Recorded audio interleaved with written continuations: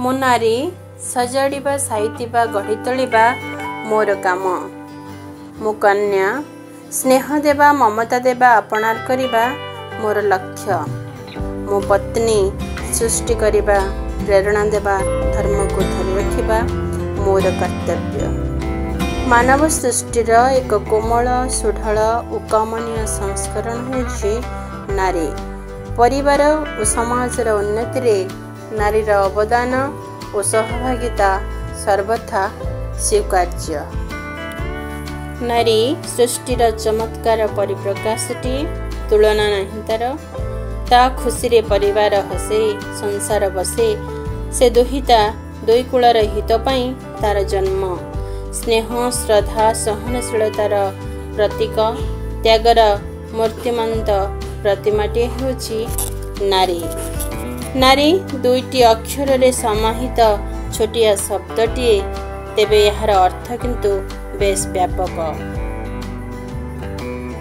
आउ से अर्थ रूपक परिसर को तार कर्म, तार गुण, तार परिपाटी, तार जीवन चर्चा, तार कार्य प्रणाली सबको नहीं नारी निजे ही करिछि व्यापक।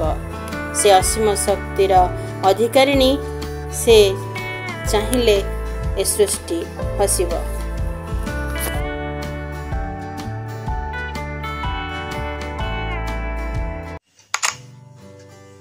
नमस्कार, मु वरुण कुमार दास बालीसाही पूर्व मेदिनीपुर पश्चिम जोड़ी होती। एथर कविता शीर्षक महादेव पथर ना ठाकुर। आउ एकमात्र पुओ को फेरी पाइबार आशा स्वप्न सबू समाधि नेला परे भी असहाय गरीब विधवा माँ पथर आगे संभावना को प्रशमित करे भक्ति भाव असंभव को संभव कर साहस को दीर्घायित करुए। थर को थर किछि ना किछि चमत्कार हेबो भावी पत्थर को देवता मने निज छातिर रक्त निगाड़ी दिए। सर्वस्व विनिमय रे भी स्वामी को अन्नठू मुकलैबार दूर आशा परोसी दिए। सबु भक्ति भाव पूजा अर्चना प्रतिभता सती नारीते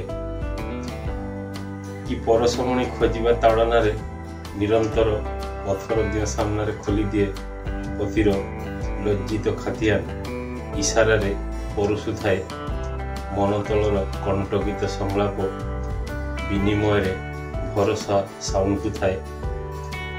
इतिवाचक विधान हुए तो बदलाई दे पारे असमाहित अवस्थान। अमृत उठी पारे अपसरी जाई गरल। गहन अंधार तलू उठी आसी पारे नुआ सकाळ। नमस्कार।